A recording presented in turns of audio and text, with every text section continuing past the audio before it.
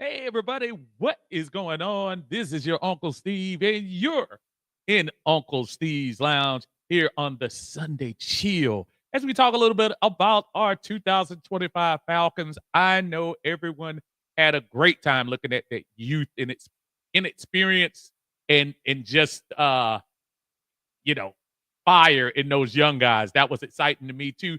I want to talk about it. I want to see how you feel, and not only see how you feel, but how is this aiding to your 2025 fandom? It's kind of interesting. I've heard a lot of different things about the way we should feel about the Falcons, and I've just had a of little problem with some of it. But let's talk about it here in Uncle Steve's Lounge. You're in Uncle Steve's lounge.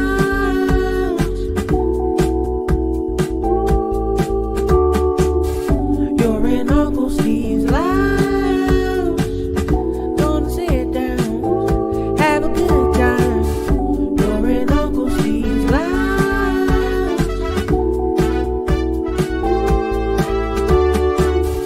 You're in Uncle Steve's lounge.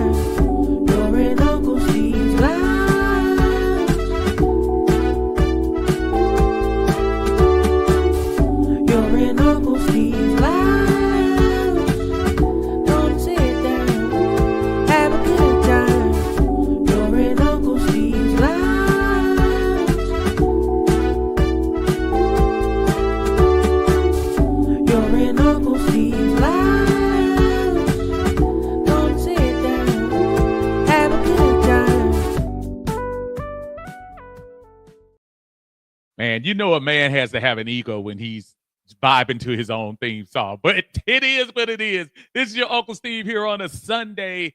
It is August 10th. We are at that almost middle part of August, which means we are almost there, football fans, whether you're high school, college, and more importantly, here on Uncle Steve's, professional football is kicked off in earnest with a few preseason games. We're going to talk a little bit about the Atlanta Falcons and what you saw on Friday and what you were encouraged by.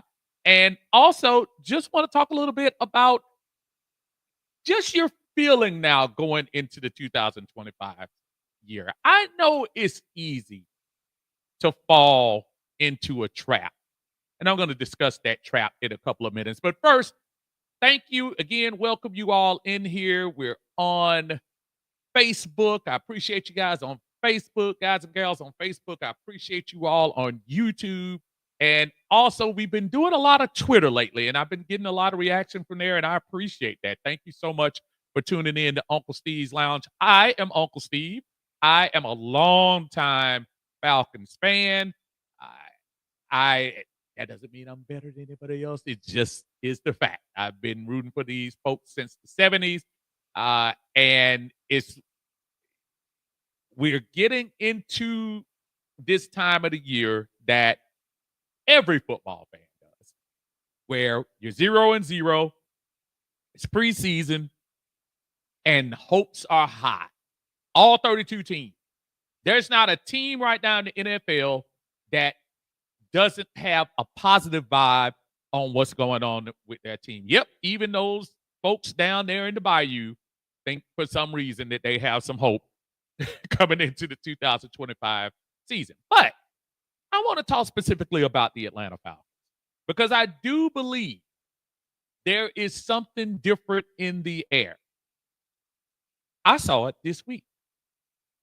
I've noticed the last couple of preseasons how things have that first week and stuff, and how you just see things. You just see how things are going. In that first quarter or two, the main thing, what have we been talking about for the last few years? See some speed on defense, see some pressure on the quarterback. Well, you saw it. And more importantly, you saw it from the youth. I'm excited about Ebiketie. I'm excited about, Leonard Floyd and folks like that. But it makes my heart feel good to see Dorfus get in there and get some really key pressures, cause fumbles. To see our man Helms finally healthy and getting some quality time to let people know, oh, I saw y'all got Billy Bowman. I saw y'all got Watts. I saw y'all brought in Fuller. I haven't gone anywhere yet. And he let us know that he's still in the house. So just being able to see those folks, especially the first two quarters, I'm not going to lie to you, by the time you got to the third quarter, and then, of course, the unfortunate incident that happened with the young man out of Detroit, just outstanding news to hear he's speaking. And I don't even know, he's probably gone back home. He was talking and on social media on the next day. So it's just good to see that situation end. Because I'm going to tell you, man, I was really afraid, because when you saw that at first, you got to be less than human if you didn't think something was our guy from Buffalo, Hamlin, serious, the way they kind of did that. But that was one of those moments that hopefully we don't see a lot this year, and we can concentrate on what's going on more with the play of our team. And we did. I think looks good. There are still folks a little upset that we aren't seeing the starters in the game. Now, that's going to be up to Raheem, and we'll ask you all how you feel about that. We talked a little bit about it last week. I don't have a problem with it if that's going to be the plan. I know we've seen a few injuries happen. A couple of the guy from the Chargers that just signed. Ink wasn't even dry on the contract. Slater from the Chargers. Now he's out and with a more serious patella injury. So that could be something career ending. Thank goodness he signed that contract. I know they'll be able to do some insurance things with that. But but insurance aside, that's that man's livelihood. So you hate that ended up happening to him. But at the same time, that's the life of football players. That's why they fight for the money the way they do. And I don't blame them. We'll get into the Shedeur Sanders, the never-ending saga, I guess you say, with him going on. But I really want to talk a little bit about the Atlanta Falcons and the expectations for 2025. And we have a couple of some apparatus here to back up the positive feeling in 2025. Before we get into that, I want to say hello to everyone in the chat. Appreciate you all coming to join us on Uncle Steve's Lounge. This is the Sunday Chill. Again, I am ecstatic that you are here. I'm trying to get my little comment thing to come up. I don't know why all of a sudden my mouse isn't working like it should be. Oh, there we go. I think that's it. We got that going. Man, technical difficulties and hadn't even started yet. But let's kick off with our buddy John Brooks in the house. What's up, John? He said, "What's up, Unc? It's crazy that other YouTubers are telling folks how to fan. It's crazy how other YouTubers are going after Big Low for how he chooses to fan for the Falcons." Interesting. We'll get into that in a little bit, John. How you doing? Derek Hughes is in the house. What is going on, Derek? Good to see you, man. Thank you for joining us. It's going to be great this year. Just hope and pray that our guys can escape the preseason without any injuries. That's me too. Southside Ricky is here. What's up, Southside?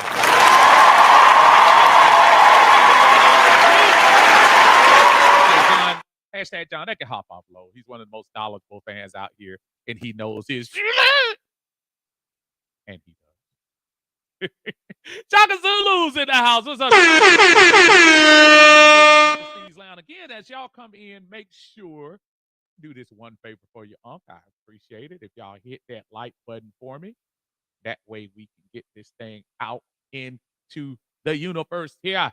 Ricky Gaines is in the house. Joining us again, my brother. Miles Majors is here. What's up? And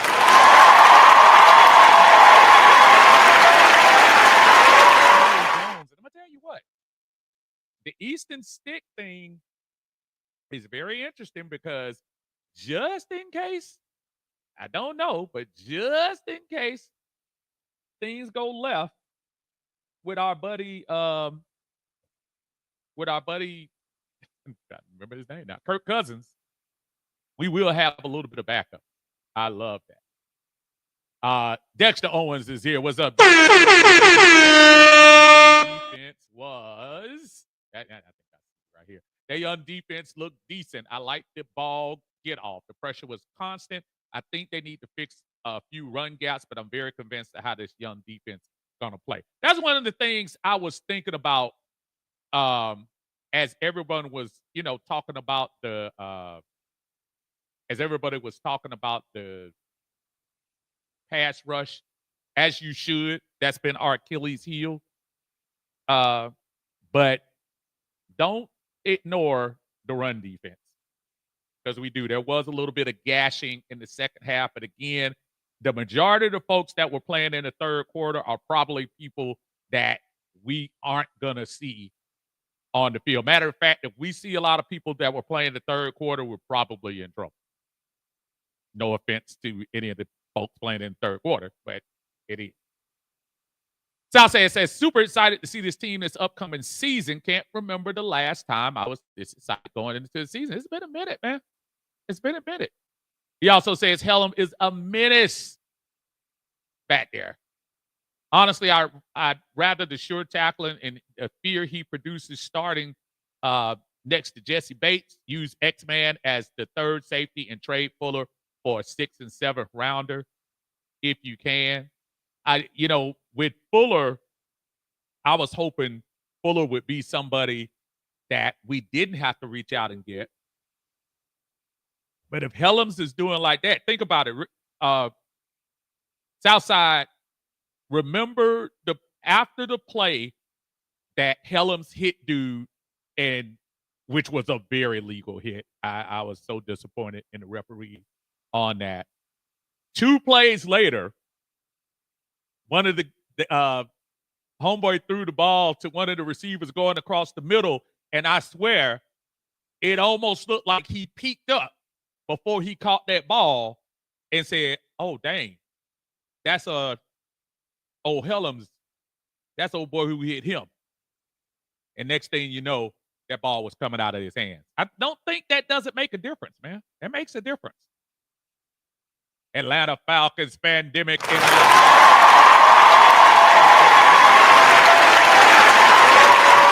Make sure y'all subscribe and support my brother over there. He said, "What's happening, Uncle Steve?" Yes, DeMarco Hitman Hellums is back. Let's go. I'm looking forward to that. Really looking forward to seeing the other defensive players play too. I'm assuming that everybody's going to probably make their way in sooner or later, I'm sure. Tabro in the house. What's going on, Tabro? That D-line looking good.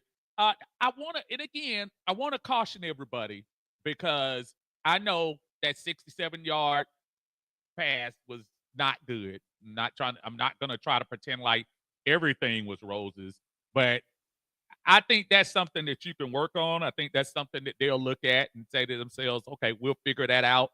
But the pressure they were getting in the first half is really the biggest concern I was having because those are the guys that you're going to see a lot. We saw both rookies out there, and I know Neither one of them got a sack. Everybody was trying to look for a sack or some kind of stat for them. But what you saw was the get off. Like I think that was Dexter saying it earlier, or whoever was saying it earlier.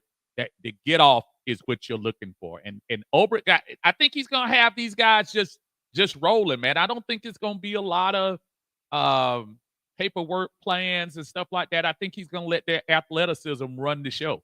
And so far, I'll take that. Southside said Hellum is our new Keanu Neal, and I hope you mean the first 2 years of Keanu Neal, which don't get me wrong, because Neal, those first 2 years, he was really solid. But yeah, I'll take that. Augusta Gators in our Happy Sunday to you. Appreciate you. Keaton, what's going on, brother?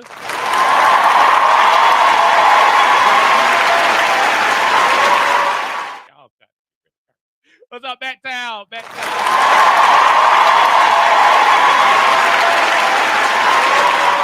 T. Walker is here. What's up, T. Walker? I'm looking forward to a good season. Matt Town says defense is looking good, but if we can just get that big one in the middle as the old folks, man. Again, Matt Town, every time I talk about Grady Jackson, I just tell people to go, please.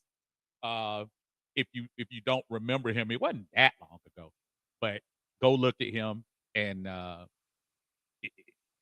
that kind of guy, which we really haven't had since, I mean, we had Poe a few years ago. So that's about the closest game to that. We do need that. Shaka said, just a little concerned about our O-line depth, primarily in the run game. They weren't getting any push. No one was making it to the second level. Again, I want to caution, because that wasn't the first string out there for the O-line. But to your point, some of the guys that were on the O-line, those are the guys that's coming in. I get what you're saying, but I don't want to dismiss that at all. You're absolutely right. These are the guys that have to step in case something happens. I get that. That's cool. Looking at the durability of most of those guys over the last couple of years, I mean, and again, not real loud on wood, I'm just hoping that kind of plays out again, and we can just get that durability from them. I think we're going to be fine, but I understand the concern. I do get it.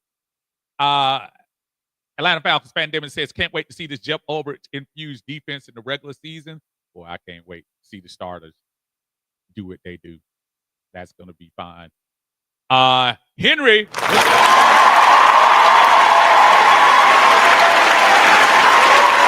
So now, shoot, we should have been aiming a few years ago, but I'll take that. We absolutely should be trying to win that Super Bowl. No doubt. Southside says, as a team, the way we played Friday, I can see this young defense getting 50 to 55. Woo! 50 to 55 stacks. They really pressured Detroit's O-line. And again, I'm optimistic about that. 50. Listen, at this point, I'll take 40-45. 50-55, that they get in there, man, then we should be competing for a Super Bowl. Should be seriously competing for a Super Bowl if we get 55 sacks. So I'm not. I accept that into the atmosphere. I'll take that. Our brother Jack Doe is in the house. What's going on?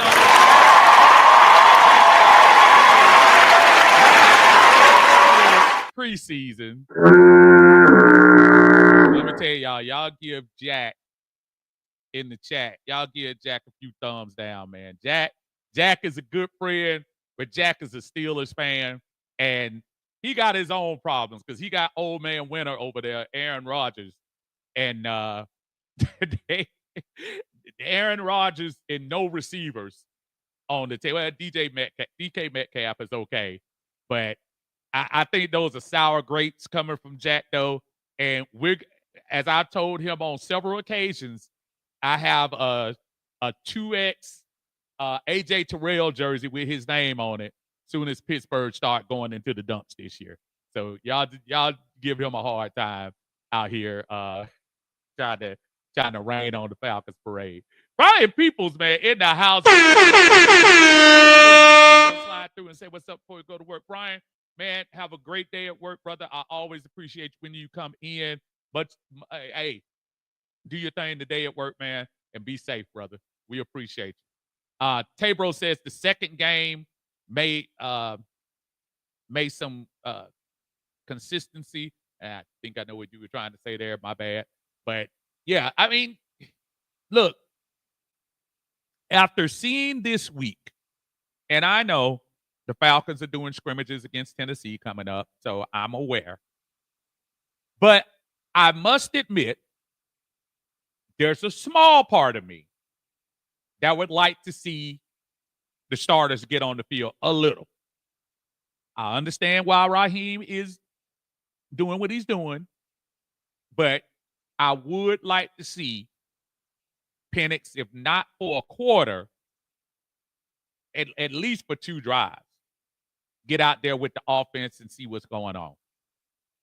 There's no harm in that. I see too many other teams getting out there, and not that we should be modeling what other teams are doing, but I just want to be sure. Because last year, we all remember, and I know this is not 2024, but last year when we came out against Pittsburgh, I thought that rust was because we didn't play Kirk in the preseason. And I know Kirk was dealing with some stuff, but I also say you got to get out there and see, at least let them get their feet wet a little bit, just a little.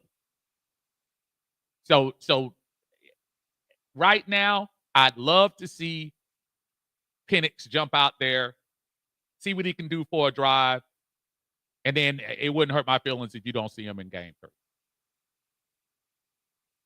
Southside said that Montravius Adams signed anywhere he could be a defensive tackle we could look at, unless we try to be cheap. If so, I'd rather take a look at bringing Anthony Rush back. He dove right in Dover, Delaware, working in Wendy's. Now, I don't know if Montravius, let me see.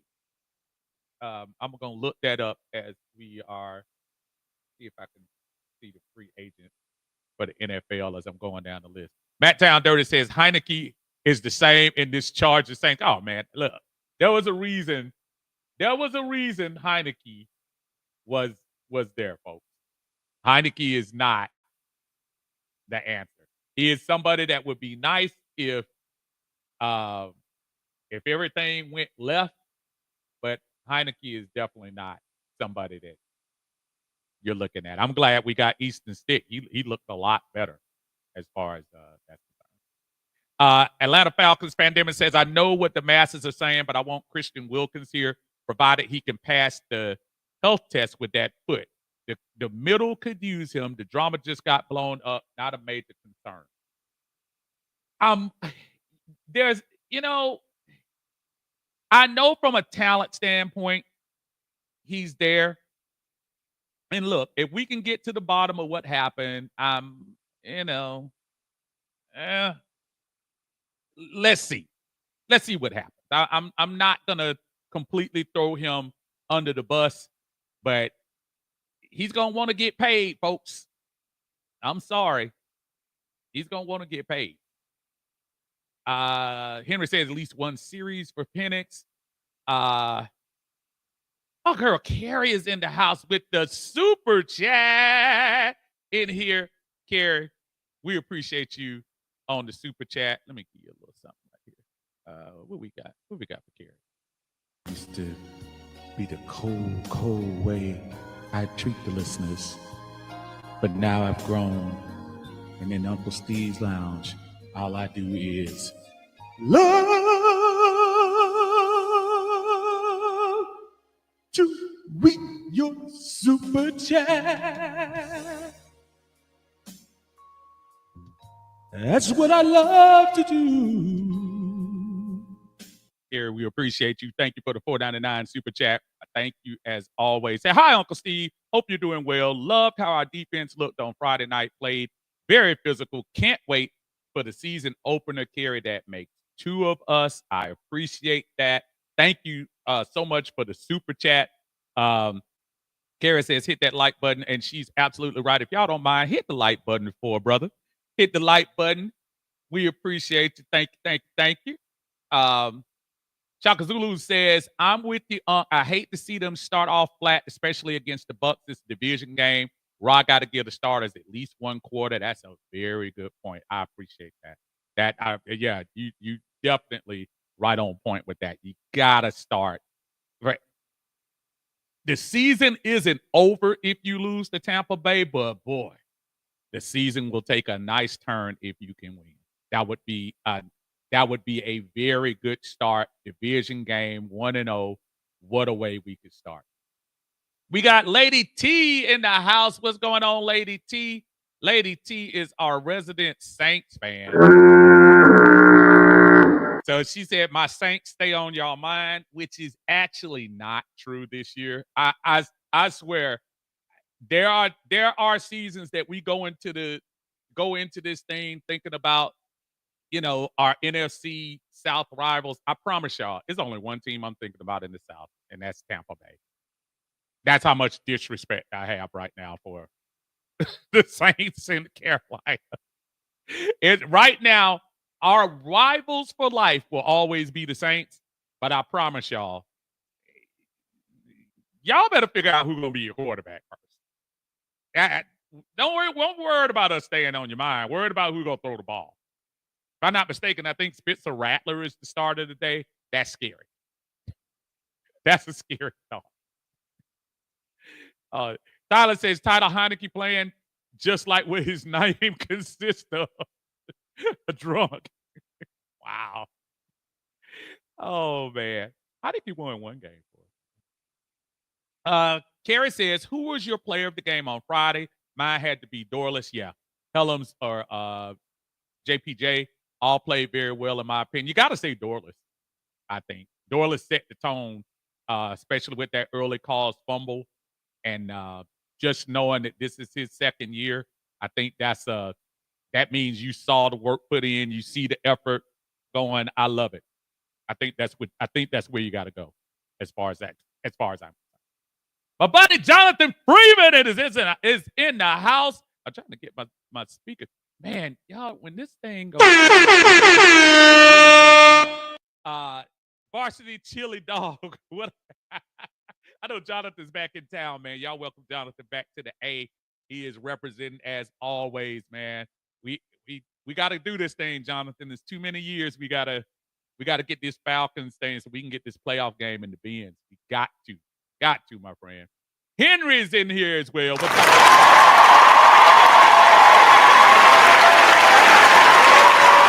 That makes you two. Dondre's here. What's up, Dondre? He said, Steve, people really mad, suspended game, and sensitive. If you really want to see that, the outcome, go play Madden. Yeah, I mean, the thing, as much as I love Twitter, which I'm on right now, so those of you want to watch, sometimes you have to kind of not pay attention to folks because they're triggered kind of differently. Like, anybody who really wanted to see the rest of that game in a preseason game, come on. I don't know. Gotta have some other stuff wrong with you. Carrie says, I know I gave 3 names, but it's hard to pick one. Good problem to have, especially on defense. Exactly. The mere fact that you said all defense, Carrie, is a big change from last year. Big change from last year when we start talking about that. Oh, man. What? Y'all just don't know, man. This is bothering me. Silk Legacy in the house. Yeet. Get some. Y'all gotta like that WWE, man, bringing back Brock Lesnar. Speaking of yeet, I was going 6 degrees of separation. He went yeet. I was thinking yeek to yeet. Jey Uso, the WWE, the John Cena, the Brock Lesnar. I can do that sometimes. But a beautiful thing to bring him back. I know he's kind of questionable, but good thing. Miss Pam in the house. Hello, Uncle Steve and everyone in the chat. Happy Sunday, everyone. Y'all make sure y'all watch Miss Pam and Maggie in the group doing their thing with the ladies on Tuesday evening, I believe that is. Y'all make sure y'all check her out and give them some love over there. Every time I try to check them out all the time. A lot of good knowledge, fellas. Y'all be thinking y'all know a lot of stuff about things. I learn something just about every time I turn on that show. So y'all make sure y'all support them doing their thing on Sundays. Good to see you in here, Miss Pam. Henry says the Saints ain't it this year, man. Dude, I'm so far not thinking about the Saints right now. It's not even funny, Henry. That's just the truth. It really is. Coolidge Dre. Family, absolutely. Cousin James is in the house.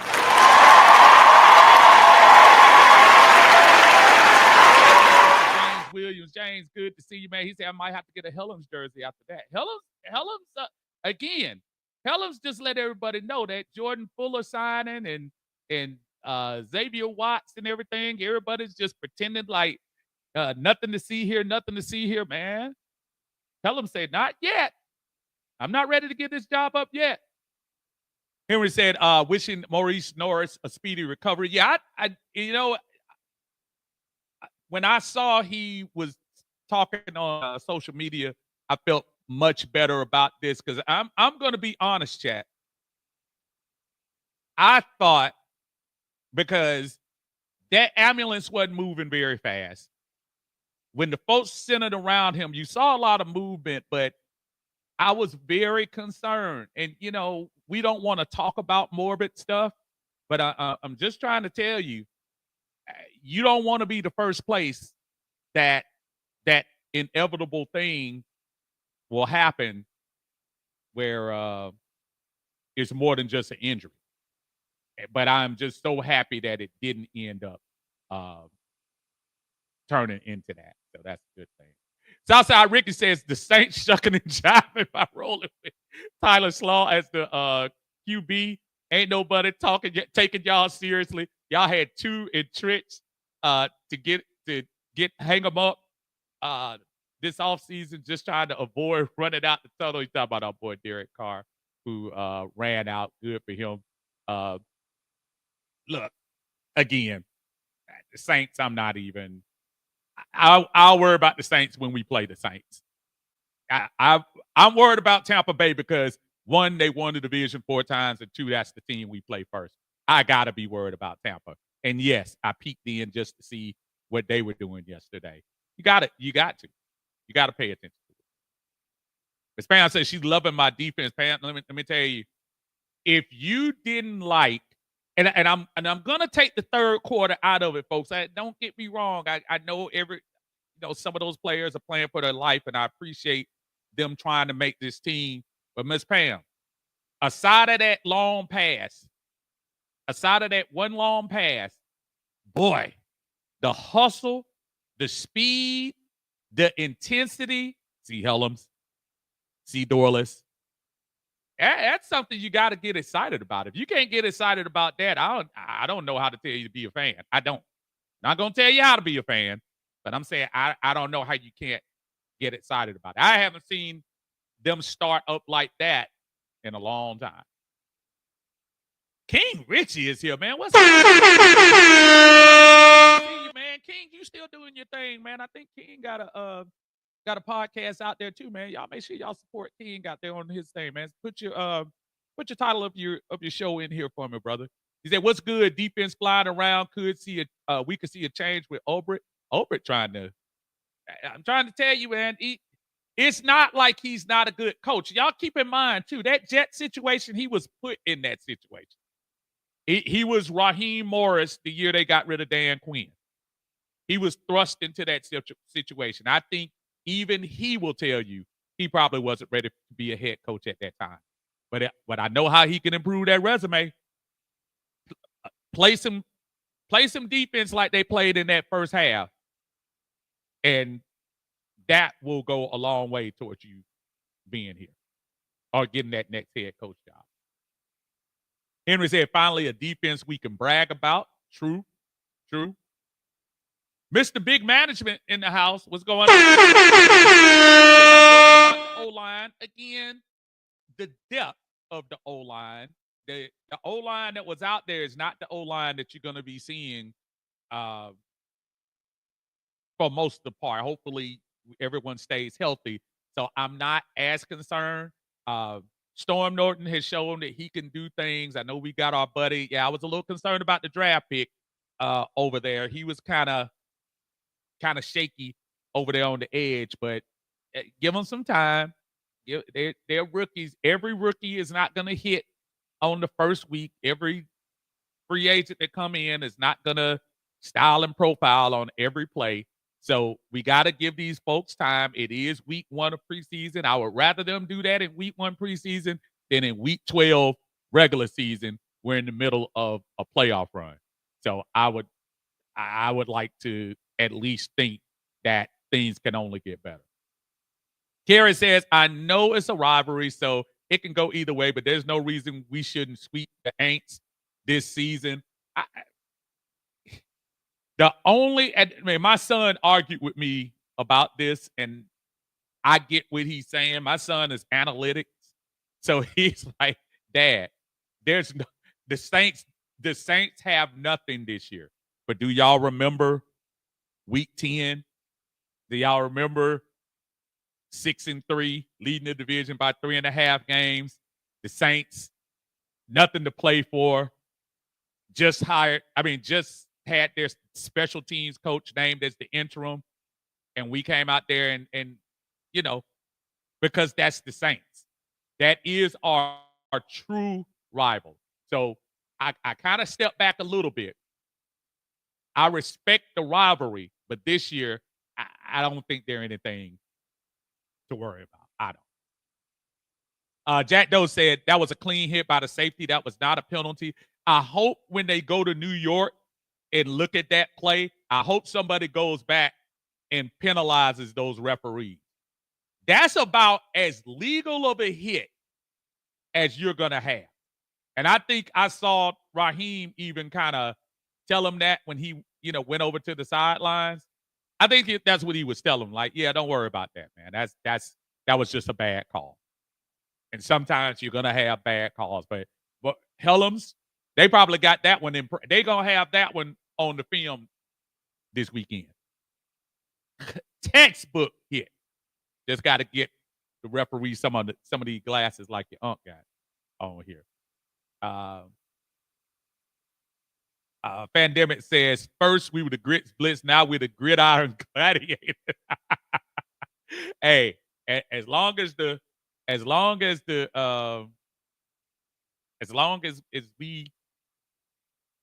take care of business, man, you could get them nicknames. That's where they come from.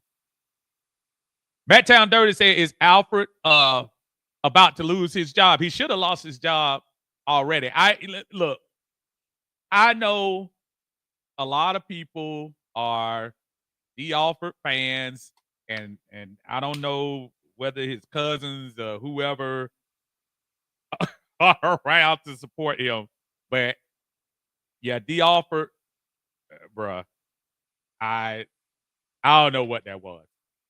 I don't know what that was. Because I'm a Falcons fan, I'm gonna try my best to support him and just kind of say, I hope he does better. I really do.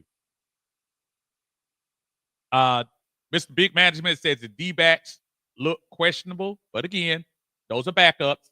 So I'm hoping that was just backup action in there. So let's hope that's what that was. Millie Mills is in here. What's up? Lounge again, as y'all coming in, please, for your unk, I really appreciate it. Make sure you hit that like button for me, whether you're on Facebook, whether you're on YouTube. Again, we're on Twitter now. Appreciate y'all joining us on here. Feel free to share out the content if you like. We usually come here on Sundays for the Sunday Chill. We'll come in after every home game. I will be at the home game, so you'll hear me on home games around 7. Usually at away games, I'll come right after the game is over with. And then on Monday, we'll wrap it all up with the Monday Minutia, which is kind of a look back 24 hours just to kind of see how we feeling about things, what happened on Sunday. In a lot of cases, Monday this year, because we got a couple of got at least one Monday night game this year. So, hey, let's see what's up. Raymond is here. What's going on, Raymond? This might have that swag on D.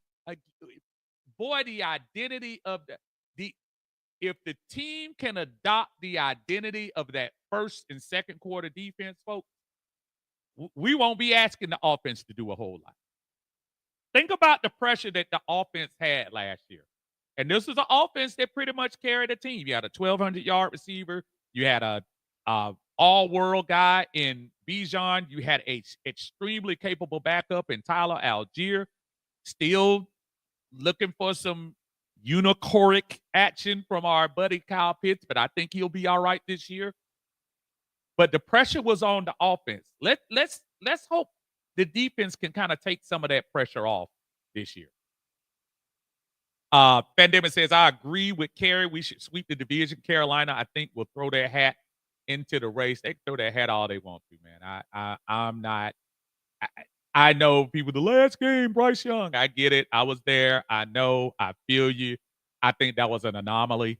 I'm not feeling Carolina this year. I'm not. Because their starters look like junk against Cleveland yesterday. I'm not feeling it. Carl Thomas in the house. What's going on, Carl?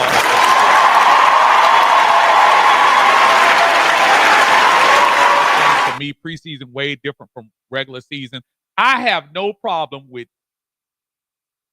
kind of holding back a little bit on some of the hype, but you got to remember, Carl, this is an organization that we haven't seen energy like that on defense in a while. And even though it was just a minute part, it was a small part, it was a sample piece. I get it. But you got to at least feel a little good about that, because I do feel like that was much different than what we've been seeing over the last couple of years. Alan Mike in the house. What's going on, Alan Mike?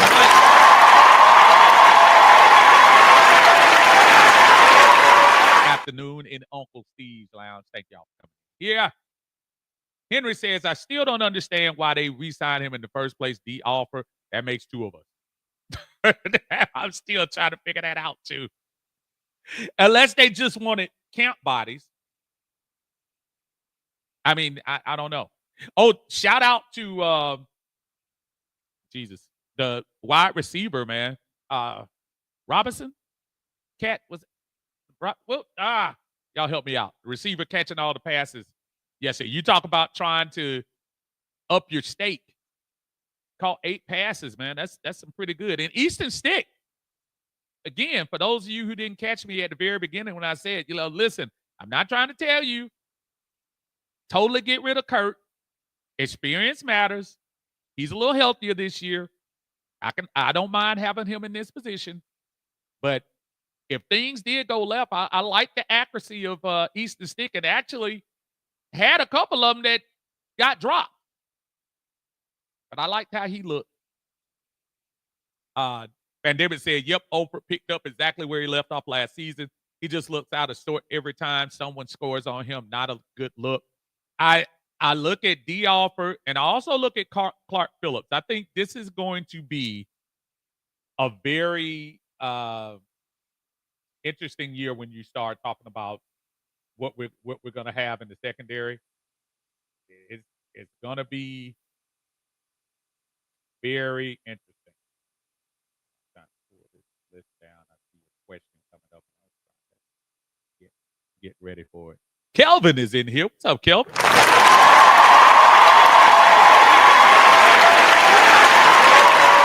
Wirfs is out, yes, and again, we don't root for injuries, but man, I'm glad he's not in there because he's a tough son of a gun. And Tess Godwin, Baker beat your shadow, Mr. Walk. Yeah, Baker. I don't think Baker's gonna be doing all that running around like he was doing on us last year. I don't think he will. Not with the speed we have. Anthony White in the house. What's going on? Man, good to see you. Good to see you. Hope everything's going all right. Mr. Big Management said, what do you think about the second level linebacker? I am a little concerned. I was even talking about that to one of my friends about the linebackers and who's going to be checking some of these tight ends. This is a big tight end league right now, and you got to make sure that you got that linebacker that can drop back in coverage. That seems to be something that eats us up every year. I love to see what's going on with that. Miss Pam, thank you so much. Drummond, that was his name. Thank you so much. Drummond was catching everything, and I don't want to underestimate. Are y'all completely solid with our wide receiver core? Because past Mooney and Drake, I'm a little concerned. I'm not saying Blair can't catch. I'm not saying Casey Washington. Have we seen enough of him to really think he can do a lot in game time? We haven't really seen him a lot. So I'm a little concerned. The DJ Chark thing, I know they brought him in because they needed somebody in there while Mooney's out, but at least he has some NFL experience. I'm a little concerned about our wide receiver depth. How are y'all feeling about that? Thank you, Miss Pam. Thank you, keeping me on point. DJ in the house, what's going on? Thank you again for joining us here in Uncle Steve's Lounge. Thank you, everybody. Good chat today. Henry said, I know it's early, but the backup quarterback situation is looking pretty decent. Stick was pretty solid against the Lions. He kind of reminds me of Ben Kirk. They better keep him. I think they're going to end up keeping him as I think he's going to end up being an emergency quarterback, but that's fine. He'll be fine. I like that. Matt Town said, Uncle, is there any way you could join Big Low at the next NFC South round table? I don't know. We'll see. I've seen him participate in those a couple of times. I'll try to see if I can stick my nosy head in there a couple of times to see what's going on. I always support my brother Big Low Country Sports. Y'all always know he is man, he's putting up product, man. And what fan do y'all, I mean, I'm just what a fan to have for this team. He is doing his thing. And y'all make sure y'all support Big Low Country Sports doing his thing. But I'll try to see if I can poke my head in there. Thank you so much, man. Big Management, thank you. Hit the like button. I appreciate that, man. Y'all definitely. I'm not gonna argue with them. Make sure y'all hit the like button. John Thompson in the house. What's going on? Here in Uncle Steve's Lounge. Thank you so much. Billy Mills says, Charger fans say Eastern Stick looked good in their first preseason game last year and the year before. They told me don't get too hyped because Buddy is. Yeah, man. Listen, I'm not trying to say Eastern Stick is going to be the optimal person. We need to be in a situation that if the worst happens, that we have people back there that can at least complete a pass. And I know it's preseason. I don't want to get too hyped, but at the same time, you got to have somebody back there that can throw the ball. That's just like Heineke. I wasn't expecting Heineke to be this great quarterback, but I would like to have somebody back there that can complete a pass. And that's what we're talking about. We're not talking about somebody that's going to take over for Penix. Millie Mills says, I like Malone playing backer. It seems to fit him a little better. D'Angelo Malone is somebody that I was also looking at saying, before y'all bring everybody up in here, bringing Trice back from injury and brought in Walker and brought in Pierce. He said, I can still do some of this stuff too. He did look good as well. He looked good on Friday. Doug is in the house. What's going on, Doug? How you doing?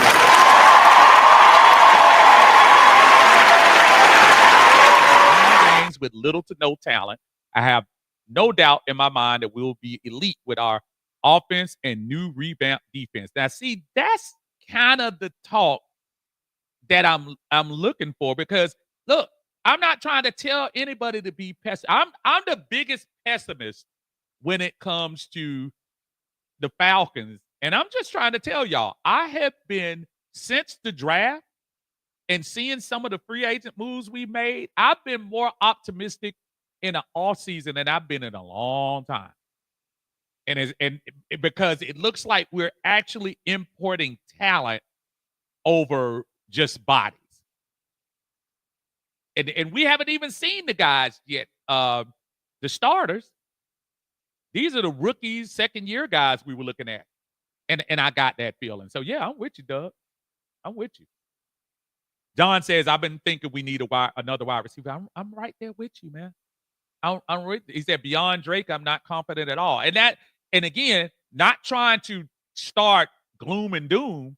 I'm just saying, really past Drake and Mooney, what experience that you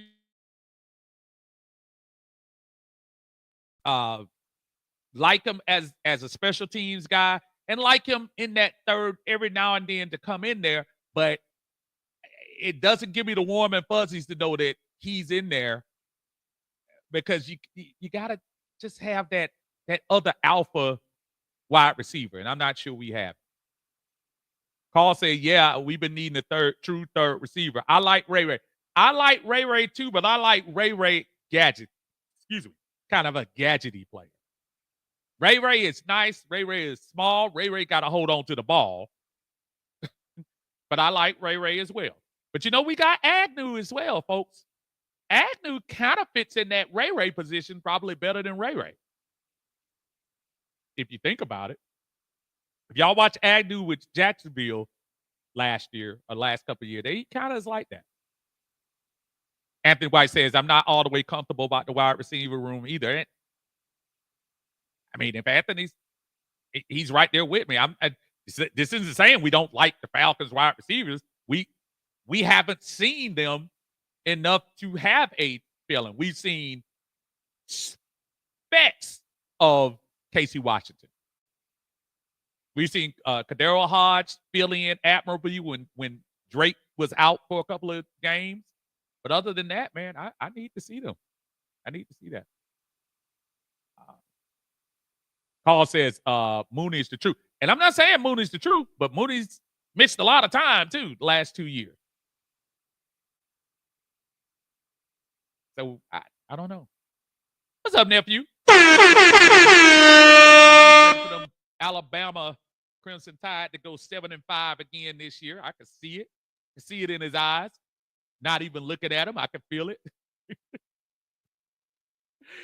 Might be joining us sometime during the year, man. He solid brother, man. I appreciate him always coming in here, man. Thank you, nephew. He said, I like Washington and Ray. And again, I like Washington too. I haven't seen enough of Casey. I gotta see some more action with Casey before I have the good feel about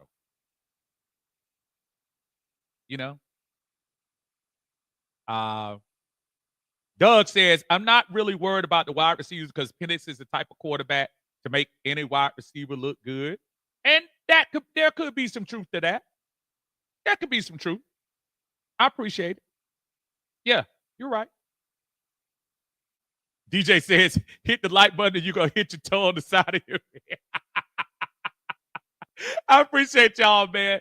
Look, man, I'm looking over here. Y'all got a lot of folks up in here, man. Just push that like button. It's just as simple as it is for y'all to write the response, as simple as it is for y'all to hit the like button. What that like button does is put this out in the algorithm. So when people say Atlanta Falcons football, they'll say, hey, check out Uncle Steve. And just like you all are, be able to talk about things. I'll be able to read these comments. I love, this is the part of this what I like about the podcast. I like to hear what you all are saying. I love these chats. I love to hear comments. Even if they're far on the other side of what I'm thinking, I like to hear what y'all saying. This is why I love reading what you all are saying. It's just the awesome part of this, to see and hear and interact with other Atlanta Falcons fans. Can't wait to get out there for the regular season and get with y'all too. Henry says, Hitman Helms is playing with hunger and urgency. Blair is looking pretty promising as well, too.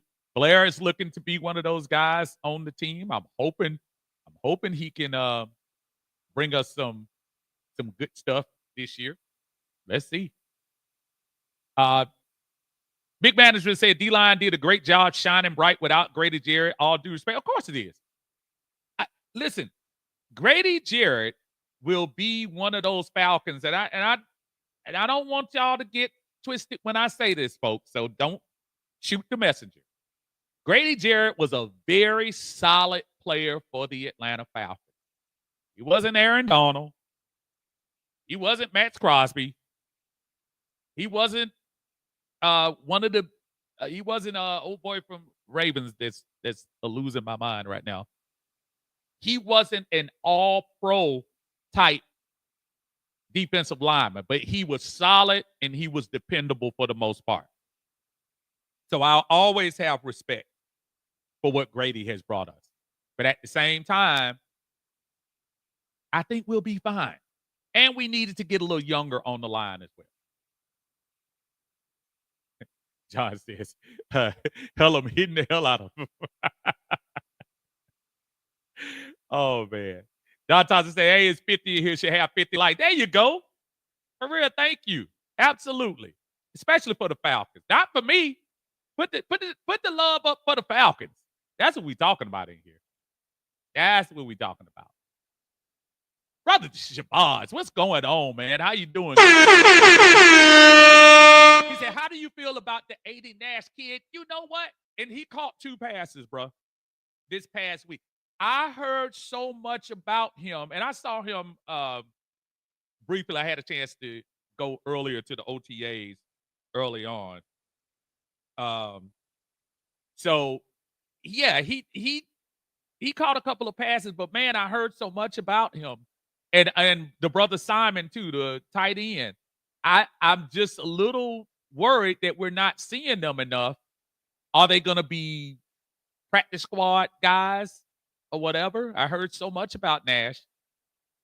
I was hoping he was going to be somebody that would be challenging, almost like the defensive back. Kept hearing about Kobe Bryant. And I don't know where the reality is setting in, where we're saying, hey, we got these guys on here, but do we have a serious plan to have them on the team? I think if Nash was truly somebody that was going to be part of the program, I think you would have had him in there in the first and second quarter when Stick was throwing the ball all around the place. It would be scary to me that Emory Jones was throwing the ball, and no disrespect to Emory Jones. But if Emory Jones is throwing the ball to you in the third quarter, I think your chances of making the team are not very happy. Not very good. Amani says we're going to lose to Georgia in Athens this year. I see you. Hey, Milroy ain't there to bail y'all out this year. You know good and well Alabama ain't going to be hitting on nothing this year. That's for sure. And then y'all coming to Georgia, too. I'm ready for college football as well. It's not like NFL, but I'm ready to see that. I'm a little worried about Georgia. I'm not going to lie to you. Gunnar Stockton. Everybody think this is going to be Stetson Bennett 2.0. You know, we had to wait on Stetson too, but we'll see. Gunnar was a 4-star, right? Was he a good 4-star or 5-star coming out? So let's see. Southside Ricky says we keep forgetting we brought in Chart. I see him making the final roster. Here's the only problem that worries me, though, Rick. He was dangling out there. It's not like they signed him for $10 million. It wasn't like he was a free agent that, you know, hey, I'm sticking out here till somebody pay me some money. He was easily able to pluck out there. I'm wondering, is there something about him that made him that available? I like his, as I said earlier, if you heard me, I like that he has experience. He's caught a ton of passes. But it kind of worries me that he was so readily available. But it wouldn't hurt my feelings. It really wouldn't hurt my feelings if he was on the roster, just for the experience. John said, hit that button for one time, hashtag yeet. Yeet. Uso, OJ Uso. Juan Solo's in the house, man. What's going on?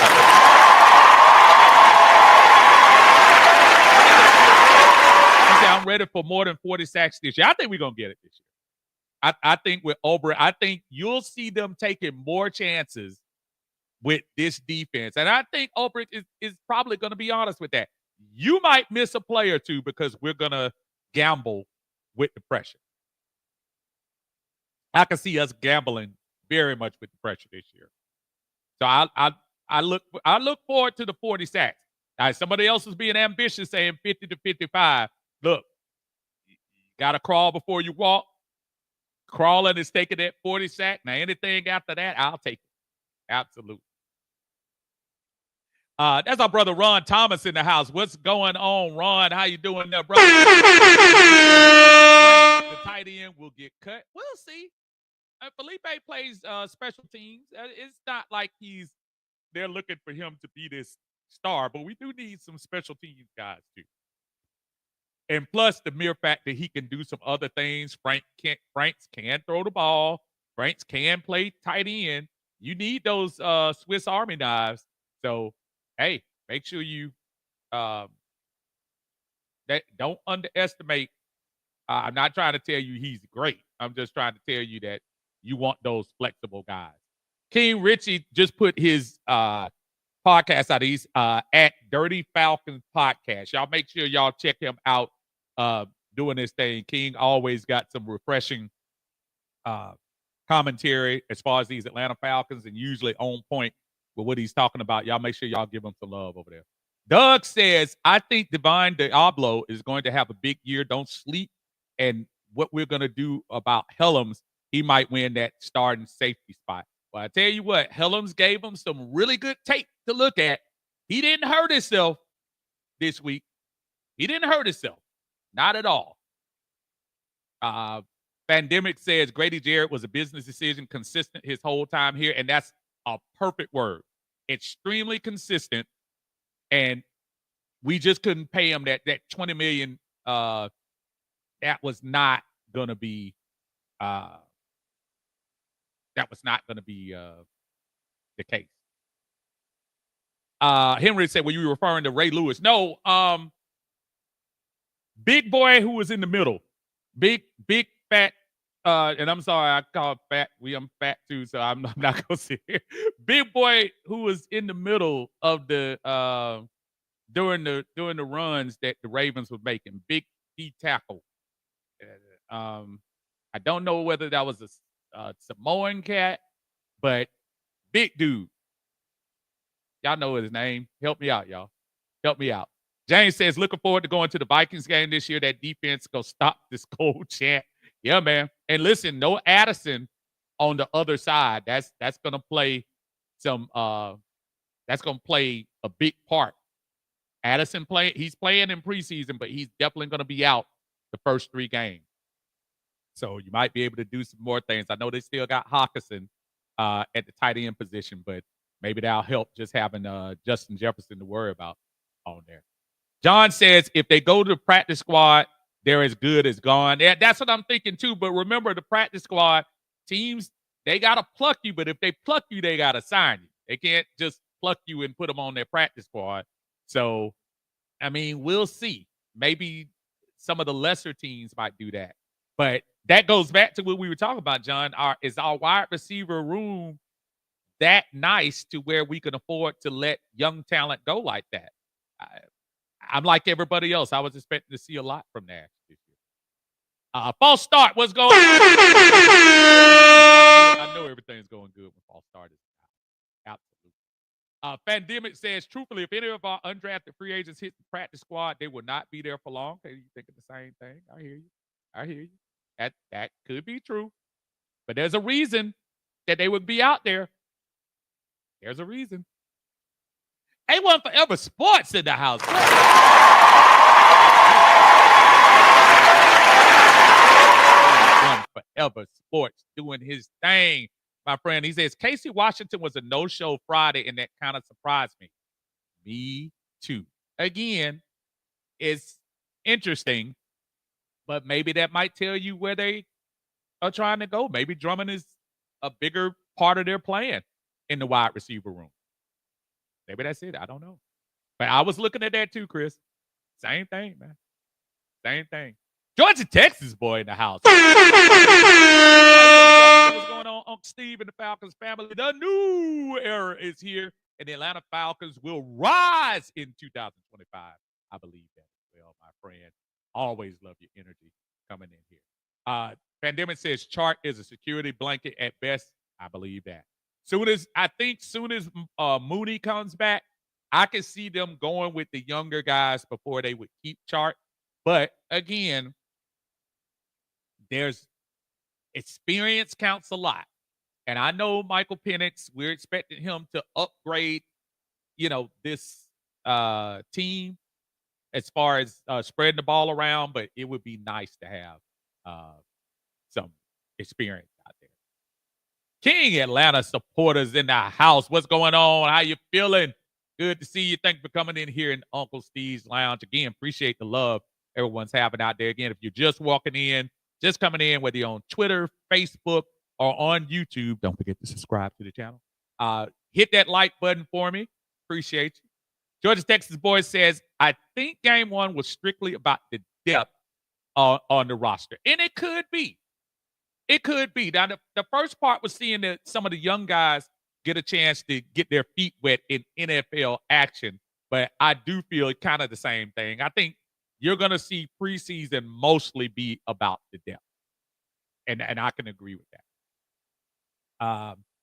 Miss Pam, giving some love to Lady T for the support. That's what I'm saying. The Ladybirds of AFN. Y'all make sure y'all check them out Tuesday night at 8 p.m. Thank you for throwing that in there, Miss Pam. Absolutely. Y'all make sure y'all check them out. Always doing their thing on that channel.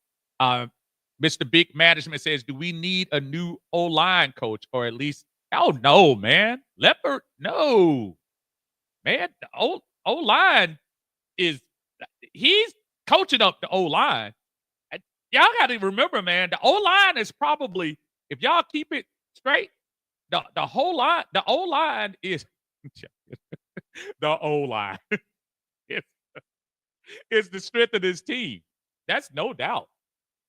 Yeah, y'all make sure y'all no. Wrong. I think he's doing just fine. Dwayne Leopard, let him do his thing. Jew Talk Sports in the house. What's going on?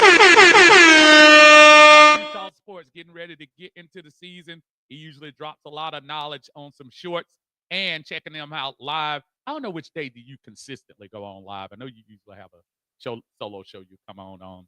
But if you do, just put it in the chat so everybody can see it. My brother. Definitely. Henry says the defense looks solid enough for the Falcons not to rely on Troy Anderson, but Troy can still do some damage for the Falcons in other ways. I would love to keep Troy on if he could stay healthy. And that sometimes that's beyond his control. I'm sure y'all all heard about Rondale Moore. I feel bad for Rondale Moore because I thought he was going to help us last year. Went out there yesterday, was it yesterday or the day before, and got hurt on the very first series. Now looks like he's going to be out again. At some point, it's not about want to.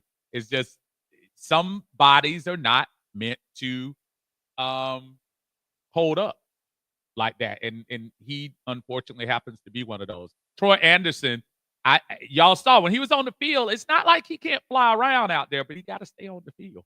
Because right now, he's looking at a backup position where at first he was a clear starter last year. But now that they've upgraded the talent, yeah, you stay on special teams. He was a good special teams guy, too. Or is.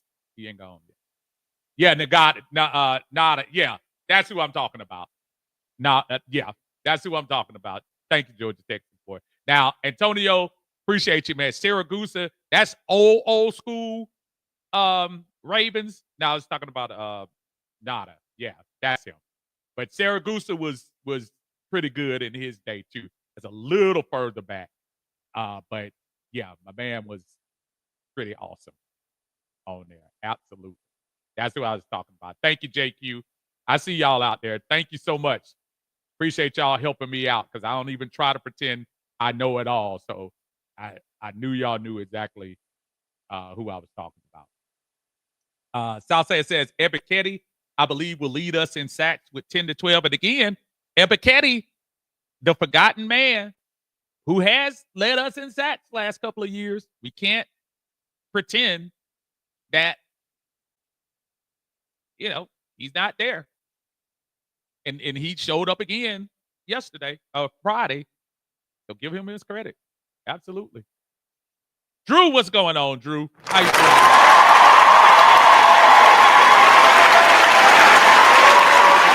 And that's what people got to realize too. Sometimes I think people that were going in there thinking that him and Walker were going to have 2 sacks each, strip, fumble, all of that stuff.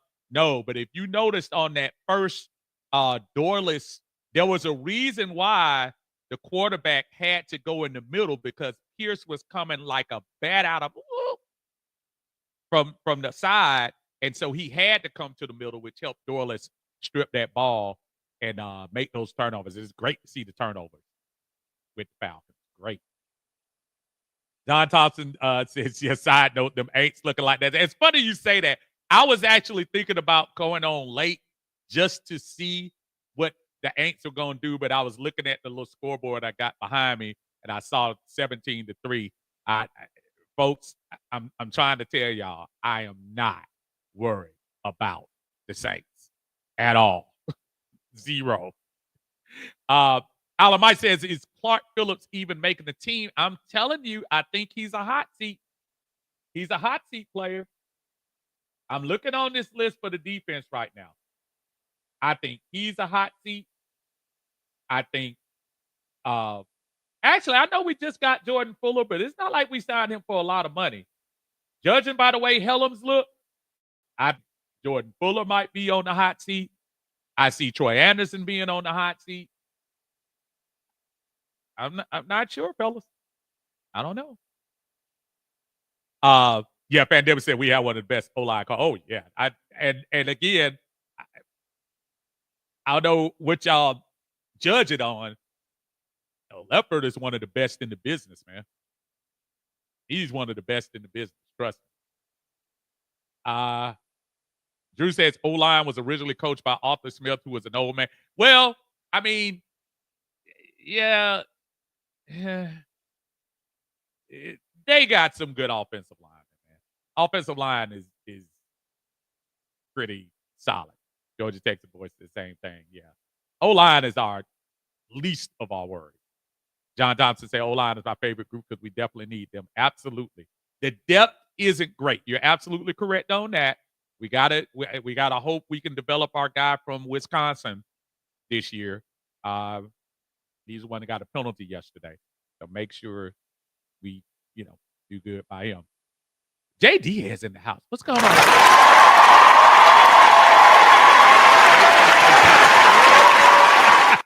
Look, that's a AJ. You know what it is. That's a them problem, and I hope those problems multiply by the time they get there to see the Saints had a chance. Saints had a chance to get Shador. They had a chance, and I bet you they looking over there at the Cleveland game doing like, man, we could have got Shador. Shador's showing them, man. He's showing them. K. Richard says, ready for the season, man. We all ready, brother. We all ready. D-Mac in the house. What's going on? I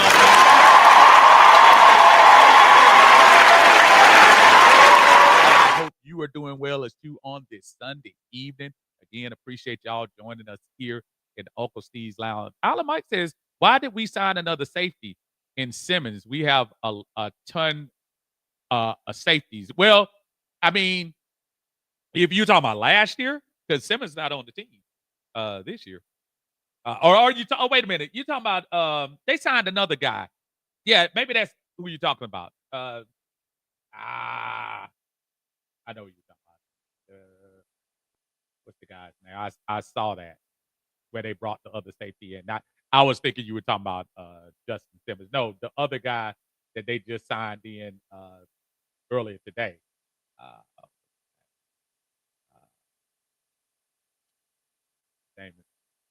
Yeah, I was kind of looking at that as well.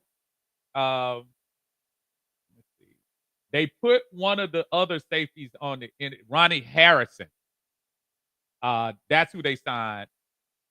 Harrison is the safety that they signed to come in, and they put Graylin Arnold on the injured reserve. So it sounds like they might just be talking about camp bodies. Maybe that's why they did that. But Ronnie Harrison used to play for the Colts, I believe. Southside says Troy and Hodge will be the most dangerous tandem on special teams in the league. And I'm telling you, man, look, we can dog Troy out all we want to. But Troy plays some good special teams, and Troy will definitely be a nice fill-in at the linebacker position. No, yeah, no problem with that. Big Management said, my bad on the O-line, coach, but depth on the line is questionable after the start. But, oh, man, no, it's not a no bad. Dude, I learn something every day. You see, I'm asking folks all day. I just, honestly, the O-line coaching is great. Now, to your point, Storm Norton is the only person that we've seen that has sat in. He filled in some good spot in there with McGarry when he was out for a couple of games last year. But you're right. You're absolutely right. We do need to improve that depth. No, you are absolutely correct on that. Georgia Tech, the boy said, we have solid depth. Why else would Drew Dahlman become expendable? Because of Ryan Newsel, Storm Norton, and Brandon Parker, solid swing tackle. So he's going on the other side. There's still something about backup center that I would like to kind of see. And then, of course, our 7th round pick this year, or 6th round pick, was it Nelson? The offensive lineman out of Wisconsin. Hopefully he can do his thing.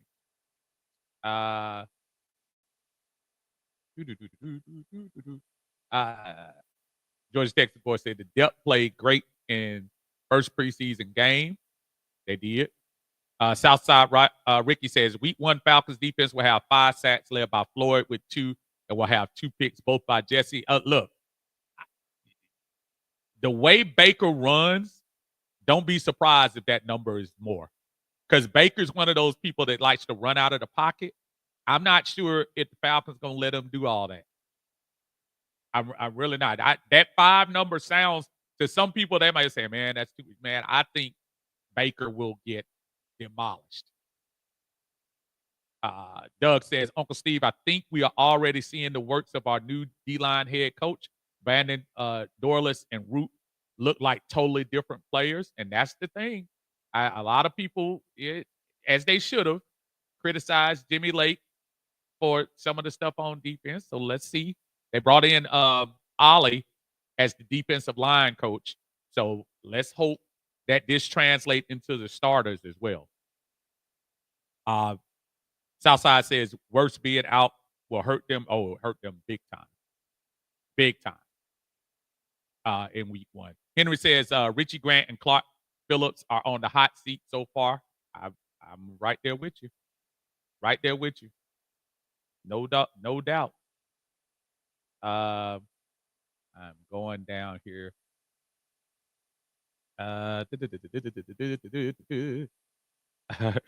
Mike says screw the Saints. Absolutely. John, yeah, from the Colts. Yeah, Ronnie Harrison with the Colts. King says, well, technically the depth on the O-line is good on pass pro. It's their run protection that sucks. And that could be true, too. You're probably right. You're right about that. Southside said they had a chance, but shut their job their way into picking Tyler Slide. And they could have had Shador very easy. Very easy. Georgia Tech boy say, I became a new customer, but if you upgrade your phone, you get perks. So you talking about I think I just saw that when you were talking about the Sunday ticket. Absolutely. I'm looking over here. Jay says Dorless and Rook looking promising. And again, I love the fact that you see an upgrade in the second-year players. That's what you want to see. You want to see 2 young guys take a step up. All keeping in mind, it's only 1 game, but I would rather see that than to see, they look like they're lost out there. No, they look like they're playing free, and I love it. Bobby D in the house. What's up? Big Money. What's up, neighbor? What's going on, my friend? Happy Sunday to you. Rise up. Why not try to hear? Well, tell her she got to hear it this year, man. And she going to hear it. Look, all y'all got to do is let y'all window down. Y'all going to hear me loud and clear out here. Absolutely, my friend. Good to see you in the house, brother. I got to holler at you offline to catch up with you on these Falcons over here. Alabite says Emory is awful.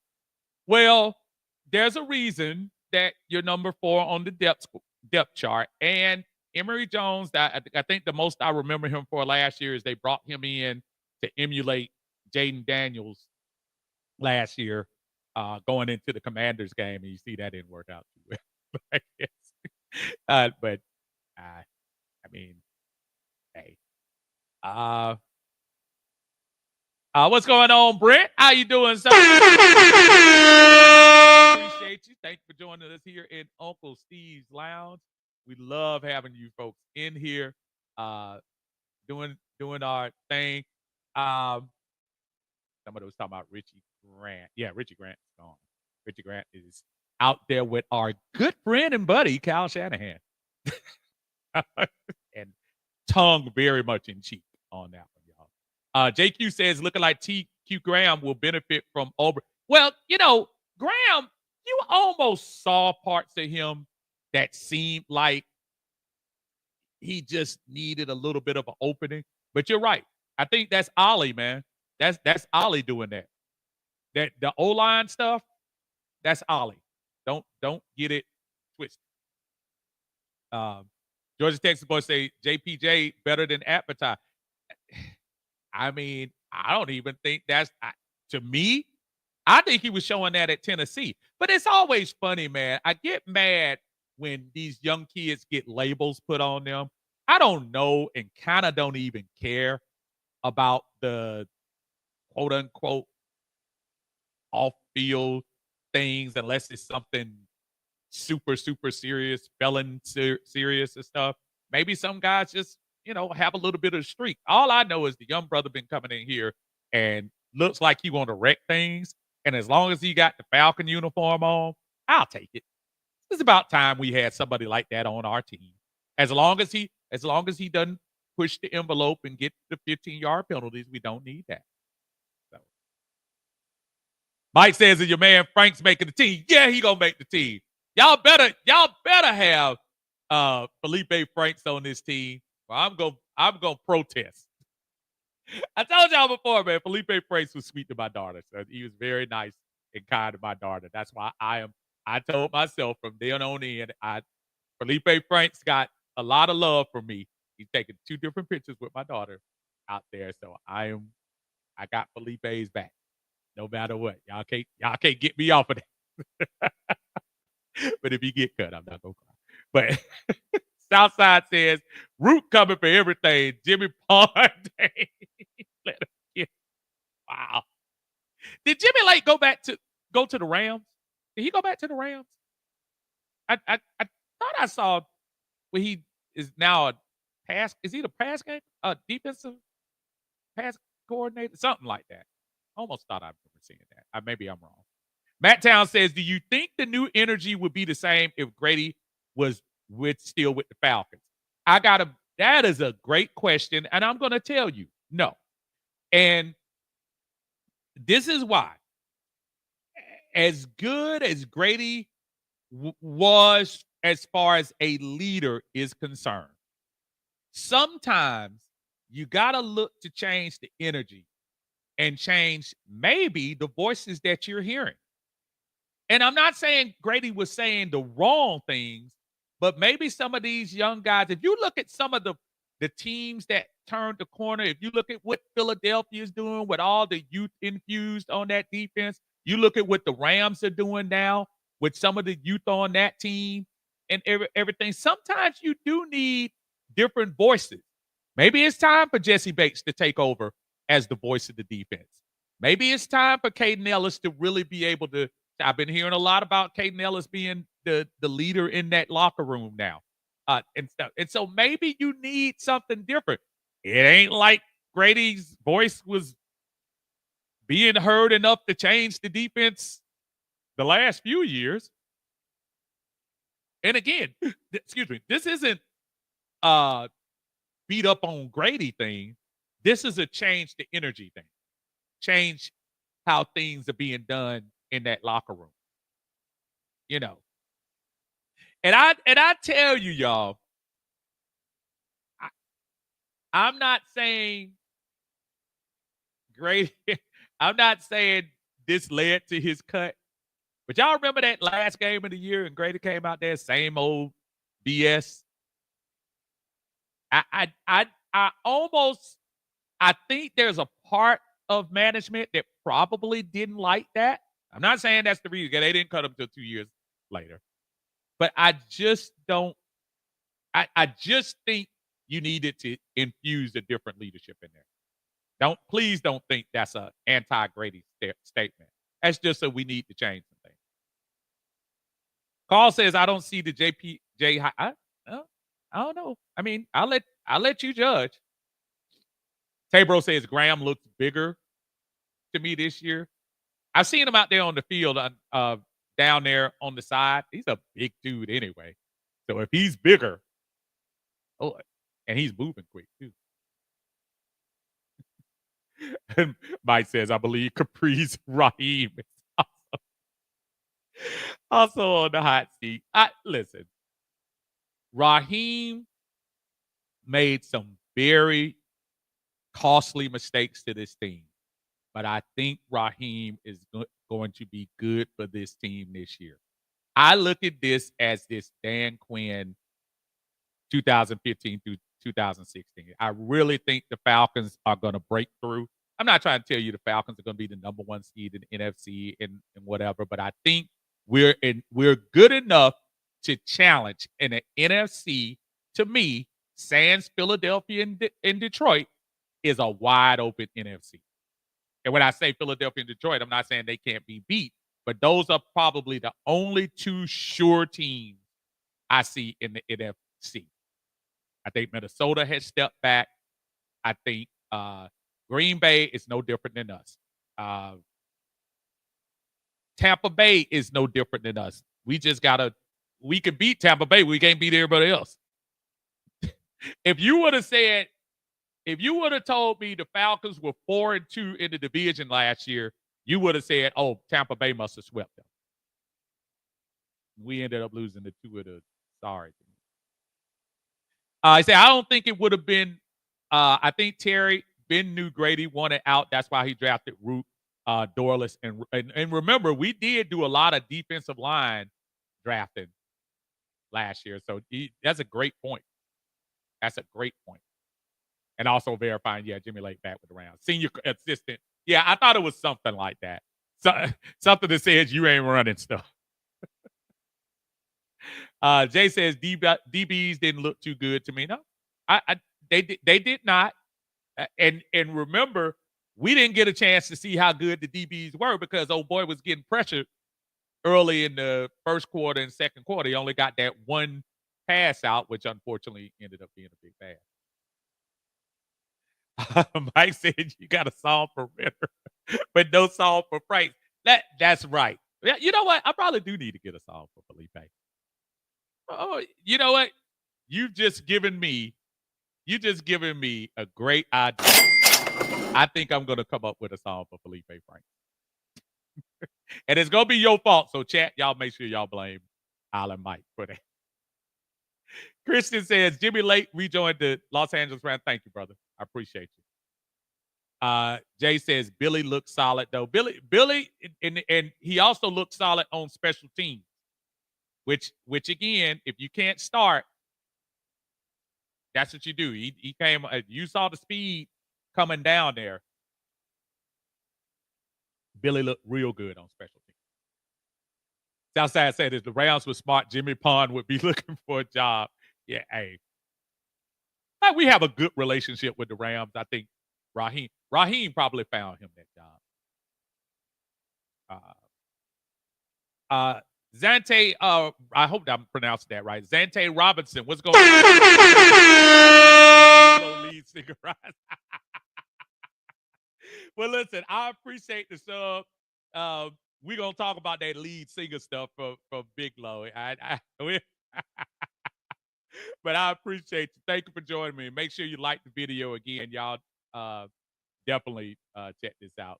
Said Tyler Show is not looking good. Yeah. Big surprise there. Southside says Caden gonna be a household name this year. He may contend for Defensive Player of the Year. I believe you. I believe you. William Amy in the house. And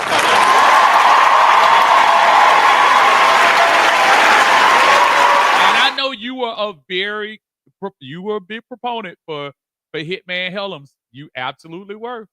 God's plan. I hear you. William Amy, I have heard him on basically the majority of platforms say that Hitman was gonna be the guy. And I was worried about him. I was worried. So hey, one game in, I gotta hear you, brother. I hear you.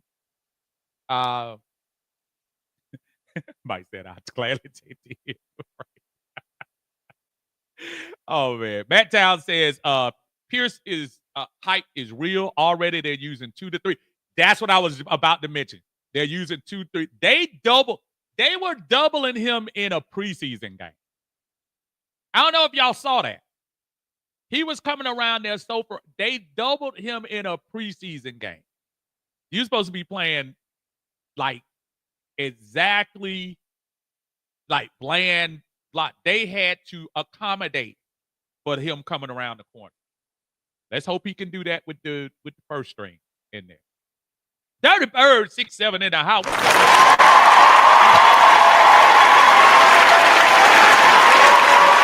I give y'all a lot of credit, man. Y'all made this a household thing. I love that. Yeah, I told y'all before I went to Philly, and I never forget I was down there. I was right behind the Falcons thing, and I heard somebody yell from the top of the things about I ate up. I love Desmond. Desmond Ritter been gone for 2 years.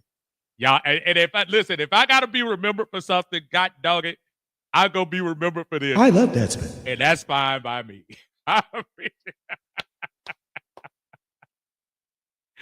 Oh boy. Bobby says been under a rock since Friday. You guys heard anything regarding the injured Lions player? Right. He is fine. He actually got on social media the next morning. He is fine, giving God praise, thanking everybody for the love. So that was some really good stuff, man. I was glad to hear that again, man. I was so scared in that moment. And one of the things nobody likes to hear, or nobody likes to see, one of those situations nobody plans for. But the way they were reacting on there, I was really scared about what was happening. So you talking about a couple of hours later, brothers on Instagram or whatever, that is awesome.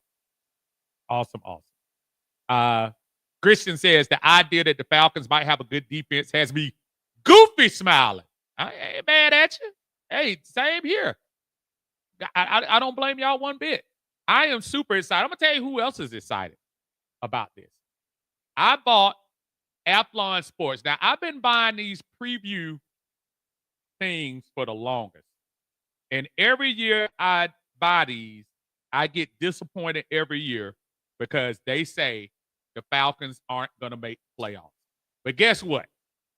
This year, for the first time in a long time, y'all look over there where it says NFC playoff seed, they actually have the Atlanta Falcons as one. Now, they don't have us winning the division, which I think is a mistake.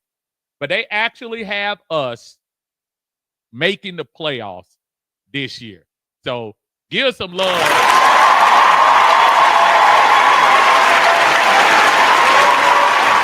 That I think we got some major stuff coming this year as far as the Atlanta Falcons are concerned. I'm going to tell y'all what. Y'all have been absolutely great on this Sunday. Give yourselves a hand.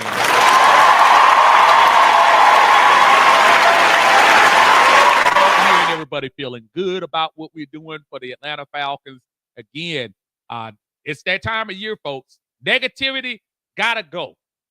And look, I know there have been some longtime Falcons fans like myself, and I hear this negative nanny stuff, and well, you know they're gonna do it again.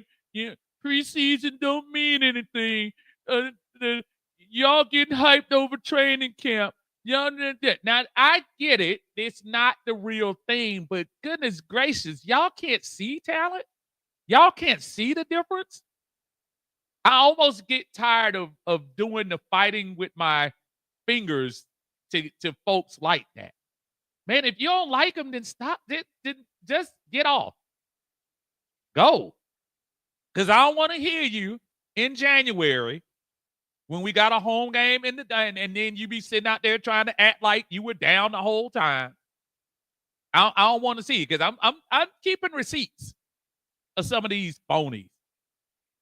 Falcons, y'all not gonna be. It's the same old stuff. Y'all getting hyped. And Well, go on then. We'll get offline and go root for the Saints. And go root for every other team. Go on about your business. You got no life. Living in your mama's basement. I mean, go on. I mean, go. I'm so y'all don't understand how ticked off I get at that stuff, man. This Falcon team is ready to take up. If y'all can't see what the energy that's going on the field, just the way the practices are, just what you saw, the little bit that you saw out there. I'm not trying to say we're not going to make mistakes. I'm not trying to say we're going to lose games that we shouldn't lose. I'm not saying that. What I am saying is there is a different vibe going on with this team. And the fans see it. Man, I went to I didn't get a chance to go to the practice, man, but I looked out there on that field and I saw that there have been times that I've gone to training camp and it is about 100, maybe 200 folks. Man, it looked like every space was filled on that hill. So you gonna tell me that you can't see what's getting ready to come on? You can't see Michael Penix, the energy he's giving these folks? You can't see these young guys out there and see the steps they taking. Y'all talking about Dorless and talking about, shoot, Zach Harrison. And look at these young guys and Pierce and Walker, and y'all gonna sit there and tell me that, it's the same old Falcon. It's the same. Man, go on about your business. Go on. Don't want to hear you. Don't want to see you. And I want to make sure that I'm not telling you that there's room for critique. Again, I'm still concerned about the wide receiver room. Unlike a couple of y'all are overhyped about the offensive line depth, I'm a little concerned about the depth. I'm not concerned about the starting five. The defensive backs, I'm not trying to tell you, I'm not trying to tell you we're going to be, top of the notch, but come on now. Come on, all this negative nanny stuff, man. I'm just whatever. Oh, man, super chat in the house. John Thompson, man. Thank you so much, man. Let me give you a little shout out. Who we got? Uncle Steve Lounge.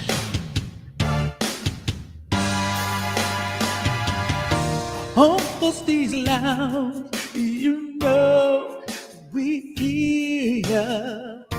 It's so mint condition. I could listen to them all day. John, thank you so much. I appreciate the love and thank you for the super chat. I thank you. Say much love, Uncle Steve, and the true Falcon fans. We are going 11-6 as NFC champs. Next year's Super Bowl run. That's the thing right there. I want to argue about 11-6 and 12-5. John, I think we're gonna be 12-5. That's what I want to argue about as Atlanta Falcons fan. That kind of good energy type of stuff. How you gonna be a Falcon fan and you talking about the doldrums and all that crap? But John got the feeling. John got it. Thank you again, my brother. I appreciate you, man. The unknown says Nick Nash gonna come through. I hope so. John said mid condition. Come on, man. Don't turn them on me, man. Stokely and the boys can afford it. Come on now. Come on, man. Don't tell Stokely them, brother. Don't do that to me. Oh man, T Walker in the house, man. Another super chat in here, man. I might have to let me turn the clock back for all those Desmond Ritter fans back in the day. Let me turn it back. I believe Des can fly. I believe Des can touch the sky. Think about it almost every day. Des can do anything. I believe Des can score. If he doesn't fumble on the 4, I believe Des can fly. I believe Des can fly. I believe Des can fly. Y'all don't know, man. I had to beat off them Desmond Ritter fans. He said, T Walker, man, appreciate you, brother. He said, preach you dead on those type of fans. The negative people need to kick rocks. This team is different, folks. I'm trying to tell y'all. The energy is different. T Walker is saying it. John Thompson is saying it. It's a whole different energy in here. For y'all to come in here and start talking about, I heard somebody mention Dean Pease. Dude, we ain't seen Dean Pease in 2 years. What y'all talking about Dean Pease for? Y'all said that when Dean Pease was here. Y'all said that when... It's 2025. It's some different folks in the building. Different folks. Thank you, Mr. Bit Management. I appreciate you. And T Walker, I appreciate the super chat, man. Thank you so much. Y'all are awesome, man. Y'all John said Dean on the boat pitch. I'm trying to tell you, Dean got hit. I went to that New Orleans game where Dean got hit on the sideline. Dean P's like, they ain't got nothing to do with y'all after that. Badtown Dirty said it's new attitude. Like Patty said, well, you got a new coach, new players. New attitude. Southside said Dez couldn't throw the ball accurately. Have y'all seen that little tape of Caleb Williams where he was trying to throw into the net? Next time y'all go on Big Low and that's my buddy. Y'all make sure y'all support Big Low. Next time y'all go on Big Low's show, y'all tell him about Uncle Steve and Desmond Ritter hitting the net. And he'll tell you the story from that. But Dez out there trying to get a third string job with Cincinnati. Good luck with him, but and I keep messing with Dez. That was Arthur Smith. Arthur Smith set that man up for failure. He set that man up for failure. No doubt. No doubt. Absolutely. That is true. But I'm tired. I really am, y'all. I mean, folks, I want this energy to be different. When we come on this platform, I want us to critique smartly, but it's about the fandom because we want them to get better. I heard y'all talking about the depth of the O-line, not because we mad at our O-line, because we want the O-line to be better to protect our quarterback. We want Michael Penix to succeed. Look, I got news for you, and I'm sorry. Until he leaves the team, I want Kirk Cousins to stay upright because you never know what might happen. Hopefully, Michael Penix goes unscathed all year. But guess what? If he goes down, I want the next guy up to be the man. And I know it's not popular right now for Kirk Cousins to be talked about that way, but as long as he's wearing the Falcons, and it's almost the same thing as I was talking about our buddy Dez. As long as he's wearing the uniform, I'm 10 toes down. As long as he's wearing the uniform. So all the other nonsense that everybody's talking about and all the other, well, you can't judge one thing on preseason. But you know what you can do? You can take a look and see just a sample of what's coming. How do you not get excited about James Pierce Jr. after looking at Saturday? How did you not get excited about Dorless and what he was doing on a defensive line that, quite honestly, coming into this season should be questioned because we haven't had a good offensive line for all the years. headed by Grady Jarrett. So I'm just looking to infuse the new energy. Folks, we can play the same old Falcons game. We can keep putting that record on, and we can keep depressing ourselves every year. Or you can take a look, take the blinders off, put some of these thick glasses like I have on, and try to realize that this team is going to be some new stuff this year. I'm telling you, I really feel like the Falcons are going to be doing some things special this year. Southside says the only thing you asked in late game situations with Ritter was which defender he was going to lob the ball to. Ricky, I was reminded when I went to that overseas game in London when our buddy threw the 2 interceptions in a row. And I was saying, I'm looking for that quarterback. Old Matt in 21 wasn't working. Mariota in 22 wasn't working. Desmond Ritter in 23 wasn't working. Kirk Cousins was working, but Kirk Cousins was lying about his health. Kirk Cousins tell people he's not healthy, and Michael Penix comes in game 10 instead of game 15, then maybe we be talking about a division championship. And Matt Town got it right. Success by any means necessary. Folks, I don't care. And look, if the record is 9-8 and we make the playoffs and we win the division, so be it. Tampa Bay ain't won the division with a 12-5 record. They haven't. Even when Tom Brady the last year was here, they barely won the division. So it's not like we're talking about a Tampa Bay juggernaut. We're talking about a Tampa Bay team that we are, quite honestly, last year, a bad timeout and a fibbing starting quarterback away from winning the division last year. Even with Jimmy Lake's defense, Kirk Cousins tells the truth. He doesn't play in that Chargers game. He doesn't play in that. He comes out of that Saint game instead of trying to tough it out and pretend I'm big man on campus. Man, dude, let the young boy play and win a game against a team that you should win against. So we gotta start thinking like that. John says, as leader, Kurt lost points with me. He knew he was compromised and was scared to lose his job. Now look at him. And he said this, John. You're not making this up. He said this. Go watch the quarterback series. He said this about not wanting to come out to lose his job. He said he basically told you he was being selfish. And I get it. But golly, John, he making $50-some million last year, brother. If the young guy come in there and get you, then he just gets you.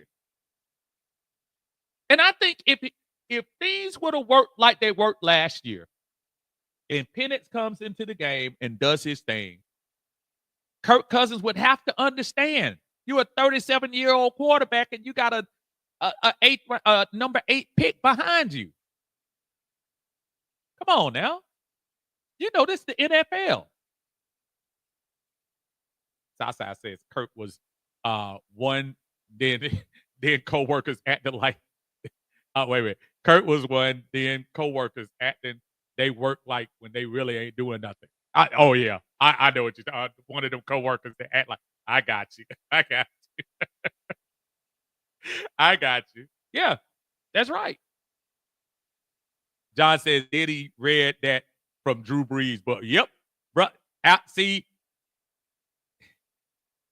I know Kirk Cousins probably hated that he probably did that quarterback series because lies were exposed. Then you're going to tell us about a Drew Brees. What Falcon fan want to hear that? Falcon fan want to hear something about what Drew Brees got to say.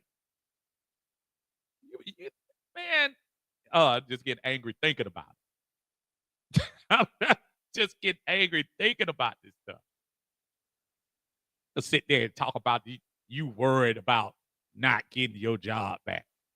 What about the team? What about the team?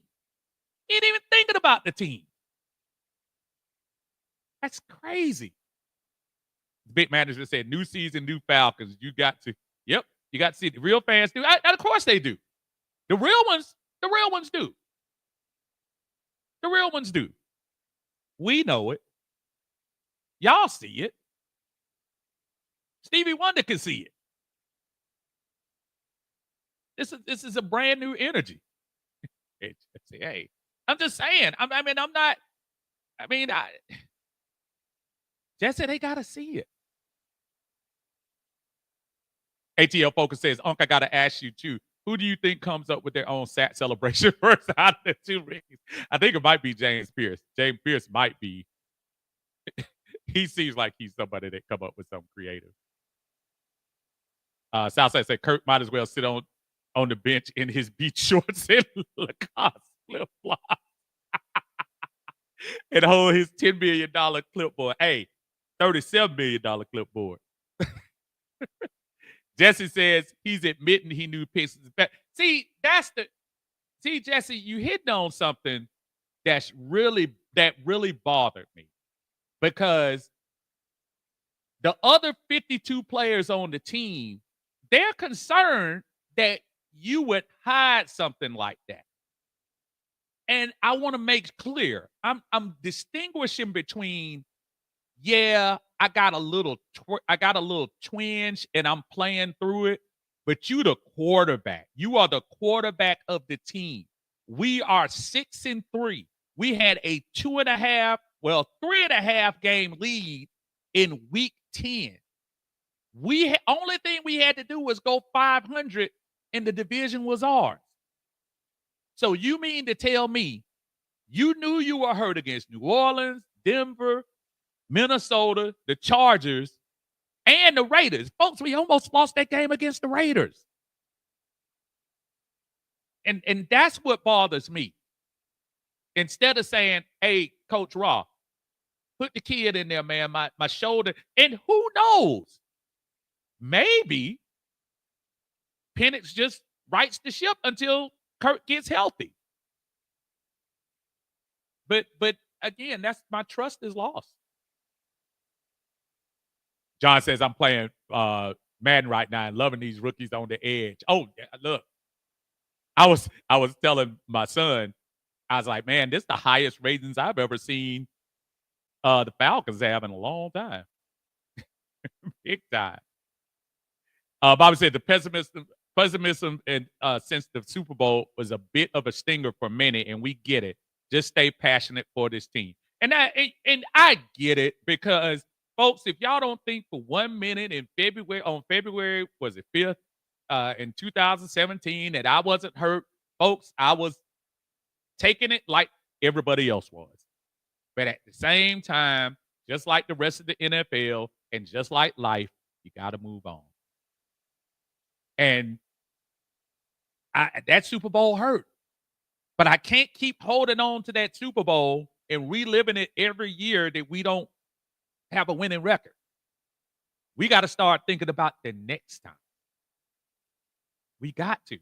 No, that's a good point, Bobby. Say who wants Kirk Cousins or who would take him off? Right now, it's really nobody. That's the problem, and that's why I kind of want fans to get in the idea of, if y'all think for 1 minute that Kirk is gonna get traded, think about this. If we trade for Kirk, they have to pick up his contract right now. We've already paid him the $10 million signing bonus, and actually another one kicked in next year. So now after this year, we're gonna be in a better situation where we can kind of get rid of him and cut him. But somebody's gonna have to pay the other $27 million of his contract this year. Folks ain't ready to do that unless something catastrophic happens to a playoff-bound team. If a playoff-bound team loses their starting quarterback, Philly, Detroit, Kansas City, somebody like that. If one of those teams lose their starting quarterback, I can see them reaching out. But $27 million? Teams ain't trying to play that. I would. SmackDown said almost lost to Ritter. Imagine that, right? John said, "Oh, I almost died that day. Yeah, that Super Bowl. Oof." Uh, John said, "Facts. That's like giving a 40-year-old Jordan for 27 minutes. That's what it is. If we're being honest." Jesse said that's what pundits won't admit. Nobody wants Kirk Cousins. We kept thinking. I think the only situations everybody kept tying themselves to Pittsburgh, and when Pittsburgh finally decided to sign Aaron Rodgers, folks, that's when, and I'm sure Kirk Cousins had the two men in a truck pulled up to the house right before Pittsburgh signed Aaron Rodgers because he thought that was going to be his chance out. Williams said Kirk Cousins is a high Audi car bill. He said he's done. Antonio, what's going on, brother? He said, "What's up? The only way I see Kirk getting traded this year is if a team with expectations quarterback goes down for season. Same thing. That's what I'm saying. That's what I'm saying. It's the big management. He said he want to hear it again. I love that spin. I mean, that's I wish I had a dime for every time. John Thompson said, "I think at the end of the season, Pittsburgh would have gotten Kirk, Aaron done. I think so too. If y'all look at Aaron Rodgers, I'm not sure Aaron Rodgers. I think he's just trying to go out on his own term. I don't think Aaron Rodgers really want to play." Henry says the Aints and possibly the Dolphins might be desperate enough to take Kirk off the Falcons. And here's the thing, though: the Saints aren't very deep outside of the quarterback position too. They still got Olave. They still have Kamara, but that defense is getting old. They getting old very quickly. Who wins the kick return? That's a good question. You know, we have Agnew in there now from Jacksonville. He used to return a lot of kicks and things like that. I would think he's probably the person. Let's see if they have anybody. Do they have anybody right now on the depth squad? For right now on the depth for now, they have Ray McLeod for kickoff, and they have, for the moment, Mike Hughes, which is really smart because Agnew used to return kicks too. But right now, according to the Atlanta Falcons website, Mike Hughes and Ray McLeod are the punt returner and kick returner, respectively. Carl says, "Do you think any rookies will make a big impact this year? Because right now, I don't see it. I think both of the guys are. I think Walker and Pierce are going to be good. Y'all keep your eye out for Braylon Trice, man. I'm not trying to say he's going to shock the world and do everything, but I think Braylon is going to be like Helms. He's going to be trying to make people see that they missed out on him."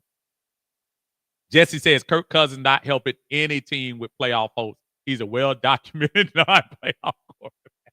Well, keep in mind, Jesse, desperate. That's the key to what I'm saying. I'm not telling you if hypothetically. I'm not saying Josh Allen goes down, you insert Kirk Cousins and they stay the same. I guess I'm saying he's the next best option for a lot of teams in the NFL. Experience, and yeah, he hasn't won a lot of playoff games, but he's played a lot of football. So, and he ain't been hit a lot lately. Southside said, "Yes, Saints tried to take this year. Hits the chuck." Oh yeah, the Saints are looking at who's coming out next year. Arch Manning. Well, I don't even think the Tyler guy. None of these guys that's coming out this year are future quarterbacks. Rattler, Shaw, none of those guys. Jonathan Agnew. Yeah, that's what I'm saying, right? Did I pronounce it wrong? Agnew. That's what I was talking about. That's who I think. They don't now on the Falcons website, I'm looking at it right here. They have Mike Hughes returning punts and Ray returning kickoff. But I think, yeah, might be different. Antonio said, "Did you hear the story about the comedian Miss Pat saying the Falcons killed her sister?" Like, oh wow. Ooh, yikes. Never heard. I hadn't heard that. I know Miss Pat. But oh, dang. Ooh. Uh, yeah, I did see that too, big man. I saw him returning, and he used to return punts uh, a couple of years ago. So, but I don't think D'Alford's gonna make the team. I really don't. Henry says Braylon Trice is definitely an X factor that makes it interesting. Uh, John says he's got a good chance with the Colts. Both Richardson and Jones won't finish the season. Now, the Colts would be interesting, but in the AFC South, are the Colts a team that wants to make a move like that? 27 million. And remember, my man just passed away. The owner. I'm not sure if it. I know his daughter, I think, is running the team. I'm not sure if they're going to let her spend that much money trying to do that. Jesse says, I agree with what you're saying, but Kirk Cousins has one playoff win. Look up how many points he produced during regulation. It is one playoff win. Nothing but facts, Jesse. I look, Jesse, I'm trying to get him off the books so we can get that 27 million off, Jesse. I'm trying to get rid of him. Work with me, Jesse. But Kirk will be pretty good. I'm trying to pump him up, buddy. Oh man. But yeah, man, listen. Yeah, folks, y'all have been outstanding. Appreciate everyone in here. Make sure y'all do me a favor. Hit the like button going out. Make sure y'all tell your friends. Tell everybody it'll be a Sunday chill coming on at the seasons. Again, I'll be on after the game. I'll go to every home game, and I'm going to make a couple of away games this year. Make sure you hit your unk up. Make sure y'all, make sure y'all support the channel. I appreciate y'all. This is going to be some special stuff this year. That's why I am so excited about 2025. Folks, I'm telling y'all, the ceiling on this team is 13 wins, but I honestly think 11 and 12 wins, that's really the floor. I think that's the floor for this team, and I think we're going to be doing some great things.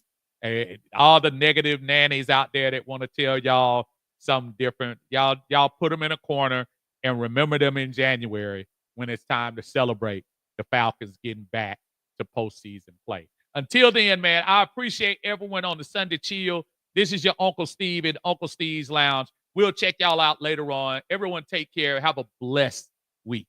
Take care.